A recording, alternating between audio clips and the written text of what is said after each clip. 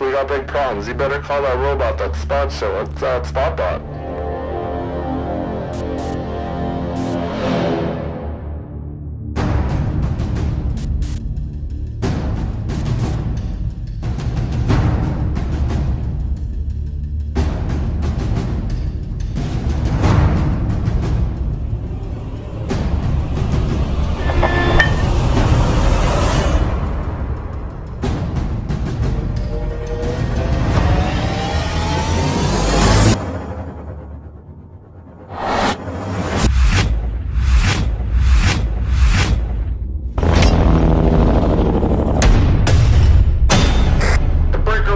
Anybody got 20 on that spot bot? ETA ASAP. Over.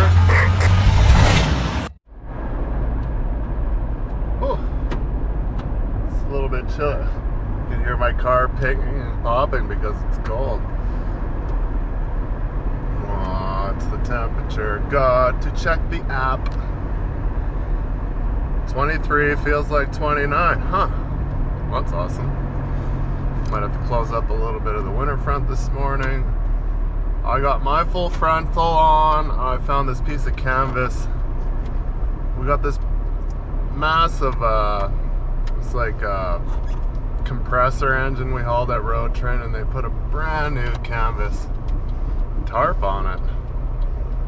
And when we were finished hauling the engine, I didn't haul it, but they were like, yeah, we don't want that, you can keep it.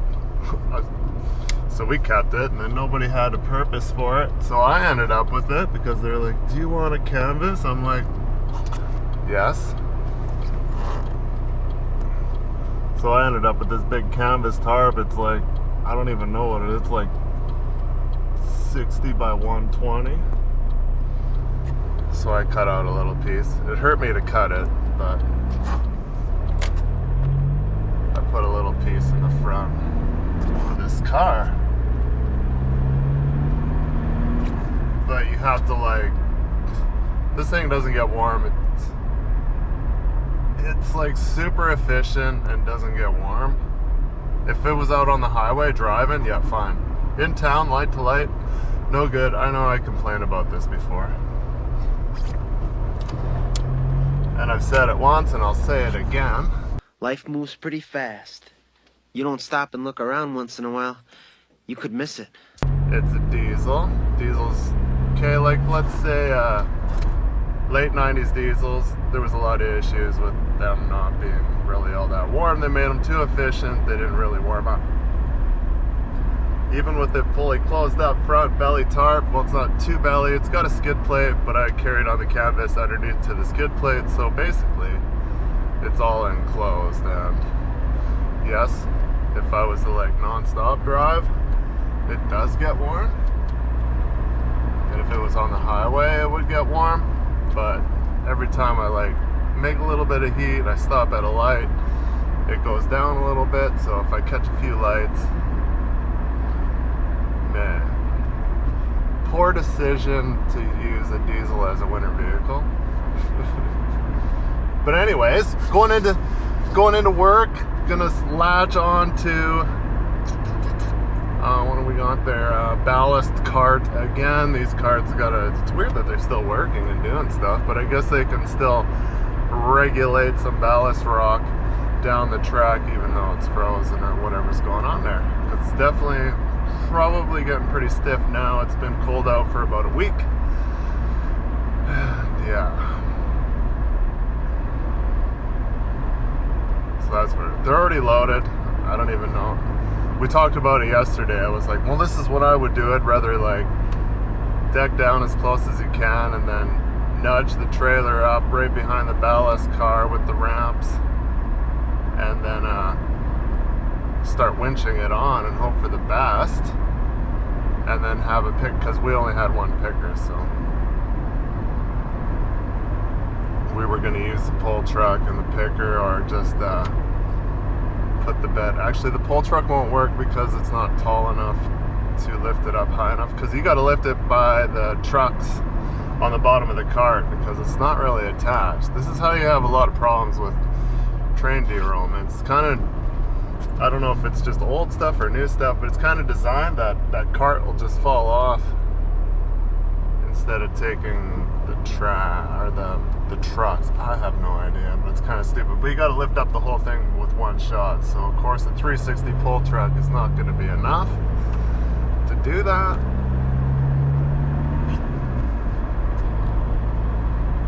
Still on the bottom of the cold mark, and it was running for like 10 minutes in the driveway. It makes enough heat to be warmish because it's got glow plugs in one of the throats that come into the head or come out of the head. One of the two. It's got 3 glow plugs, so it's like enough to take the frost off the window. And I'm not freezing by any means, but I'm not no means being like, oh, it's hot. So I put on this belly tarp and it was still kind of warm out, and I was like, oh, it's definitely getting to operating temperature now. But yeah.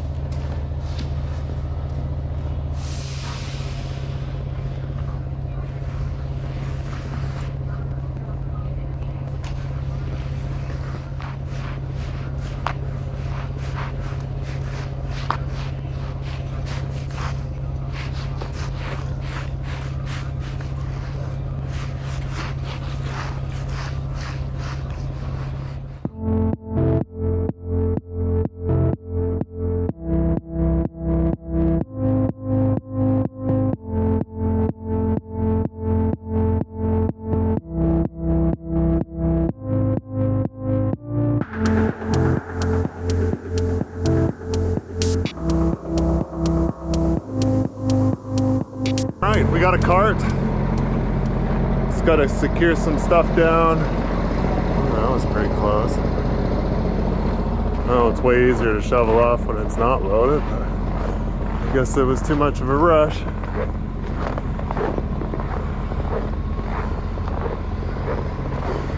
Make sure there's no flat tires.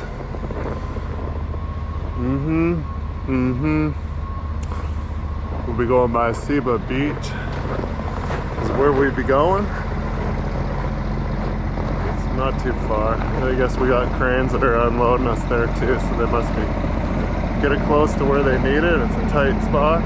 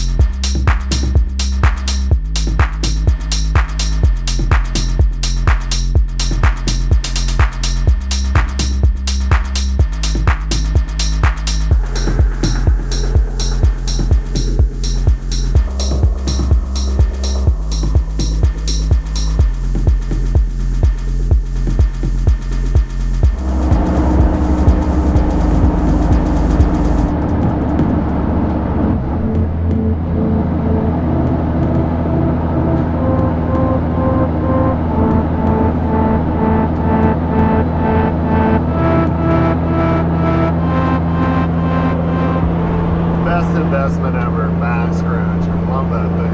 It's good for all sorts of things. We're just about to Breton here.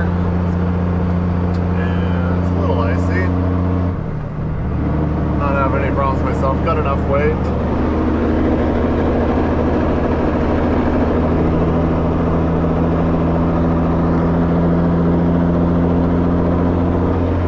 A little bit crisper air gives me another, I don't know, maybe 2 psi boost, maybe 1.5. But all the oil and everything in the trailer, like the axle oil's stiff.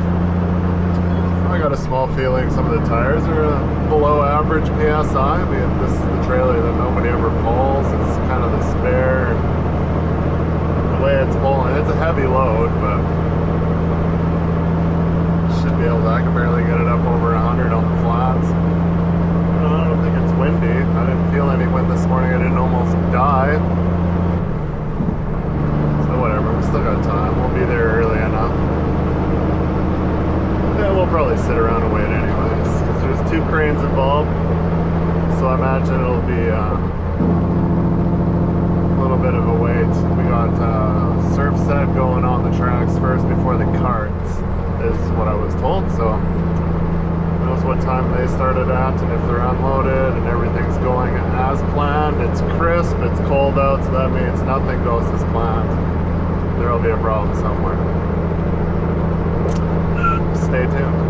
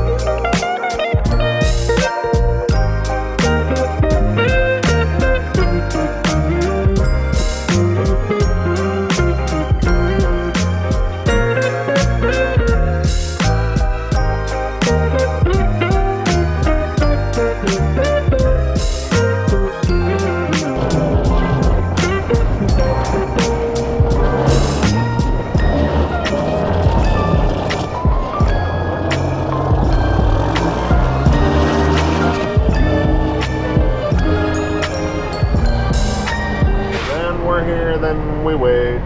We're going right there. Doesn't really work out with the GoPro. Just come down this hill a little bit. It's first left, and over to the tracks where they'll just pick up this cart, put it on the tracks eventually. Let's see, our other truck with the rail equipment is sitting there. Let's see, we got a regulator. He is sitting there. So I'm gonna do the one thing that nobody ever wants to do.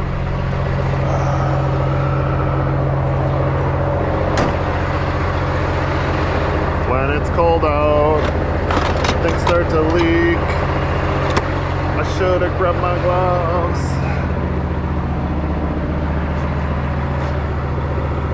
I hear it under here.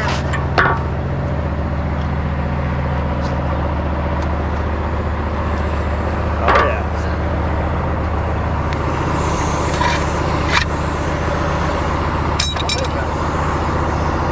Yeah. I always get terrified of trying to deal with these.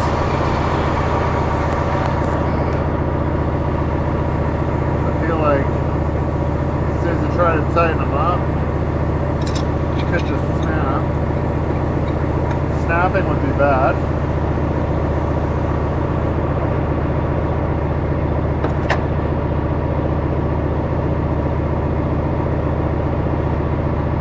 It's better.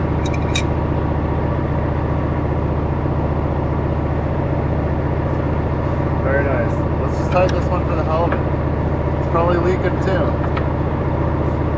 Oh, that's pretty loose.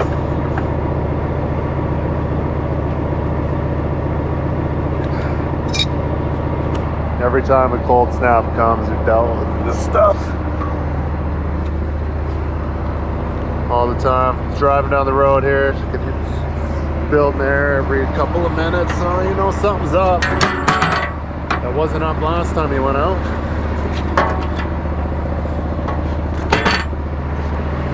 Good enough. Now I don't have to listen to the compressor the whole trip.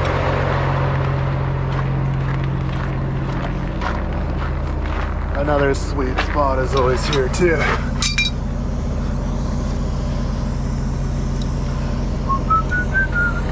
And these are all relatively easy to get to.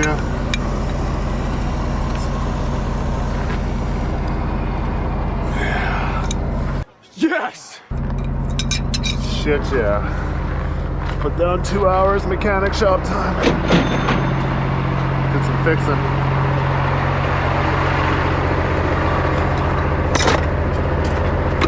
Thumb Ranch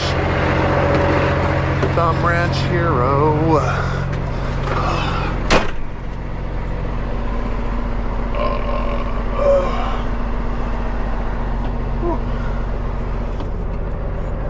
I don't think it's that cold anymore. It's still cold, but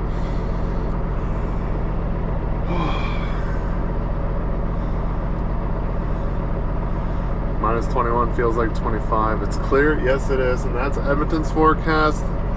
It's clear, but it's not perfectly clear, especially through this window.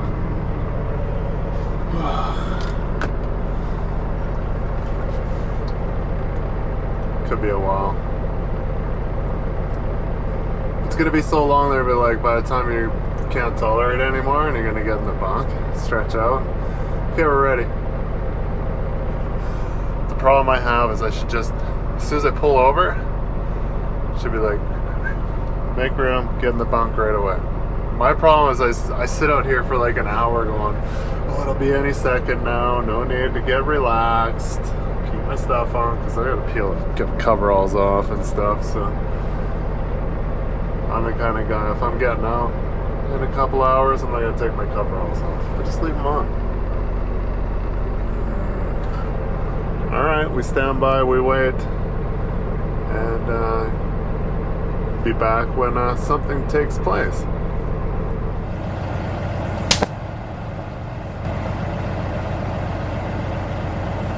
Don't step out of line again.